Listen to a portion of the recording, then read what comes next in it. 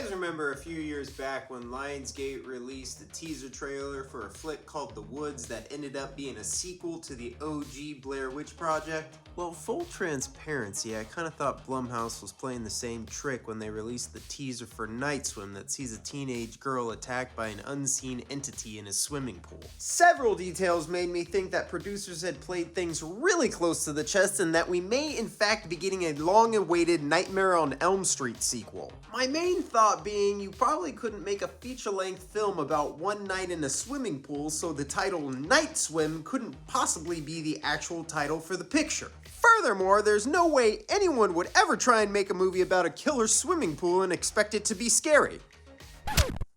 Right? Night Swim.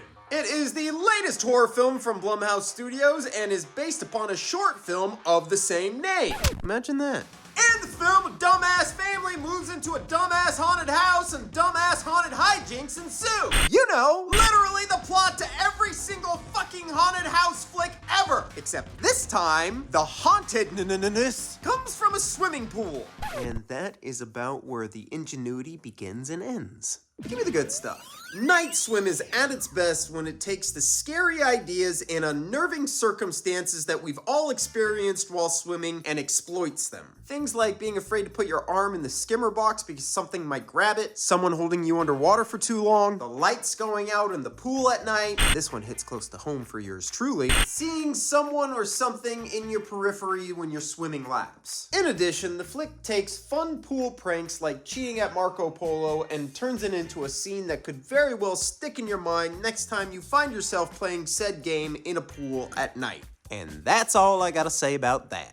Time to talk about the shit. The shit is filled to the brim with cliches, like every haunted house cliche that ever cliched. Happy family moves into a new home with a mysterious past? Check!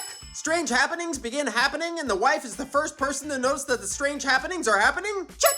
The husband, boyfriend, man doesn't believe the wife, girlfriend, woman when she says something is wrong? Check! I really fucking hate that one too. Like, don't you hate that one? It's in every single fucking haunted house thing, ghost, whatever, fucking scary bullshit ever. Fucking knock it off! The wife or whoever does some digging and tracks down a member of the family that lived in the house before? Check, check! Member of the family gets possessed by a ghosty ghost? Fucking check! Everything goes from bad to worse in the last 20 minutes of the picture. Fucking shit goes spooky bananas. They find some way to appease the ghosts and then everyone is saved. Ish. Check, check, fucking checkity check! Oh, and it's a water-related horror movie, so naturally, water's gotta be pouring out of people's eyes and mouths like that's supposed to be scary or some shit. Just ends up looking like you gotta take a motherfucker to the hospital! Make no mistake, if Night Swim seems redundant, it's because you've literally seen it done beat by beat in better movies. Namely, The Shining, and like, at least 24 other horror movies that handle this concept so much better. Long story short, no, I really do mean that. Keep this long story short, because unlike a similar short turned feature length like Lights Out, the concept for Night Swim simply does not have enough material to warrant a feature length experience. Go ahead and give me that rewatch. On a scale of 1 to 10, I'm gonna go ahead and give this rewatch a 0. That's right, I broke my own goddamn scale. What the fuck you gonna do about it? If I was gonna show this at the Jony Horror Drive-In, I think it would make for a perfect double feature with that time I took your mom out to dinner and never called her back. So while I was sitting in the theater waiting for my wife to show up, still waiting, actually, if you've seen her, call me, because it's been about a week now and I'm starting to get a little concerned. So I was sitting in the theater and this group of people starts walking up the stairs and this old lady walks down my aisle towards me. She walks up to me and says, "I hope you really like this movie. My grandson is the writer and director." Gotta be honest, I've never been so disappointed to let an old broad down.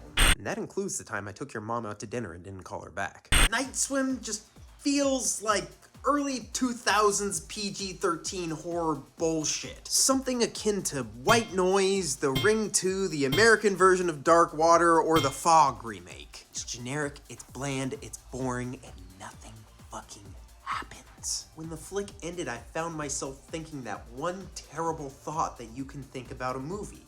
That's it?